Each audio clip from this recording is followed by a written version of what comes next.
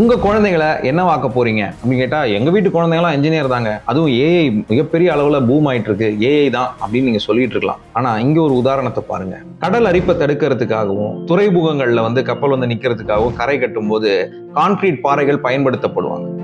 So அந்த concrete பாறைகள்னால கடல்வாழ் உயிரினங்கள் பெரிய அளவுல உயிரிழக்க நேரிடும். பவழப்பாறைகள் அழியும், கோரல் ரீஃப்ஸ் வராது. இந்த பிரச்சனையை சமாளிக்க இதோ மற்றும் ஷிம்ரத் அப்படின்னு 2 பேர் இணைந்து ஈகோ கான்கிரீட் ஒரு கான்செப்டை உருவாக்கி இருக்காங்க.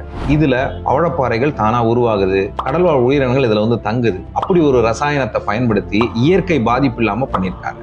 இந்த மாதிரி விஞ்ஞானமும் இந்த மாதிரி நவீனத்துவமும் தான் உலகுக்கு தேவை. சுற்றுச்சூழல் பாதிப்புகளை சமாளிக்கக்கூடிய வல்லுநர்களும் பொறியாளர்களையும் உலகம் எதிர்பார்க்கிறது.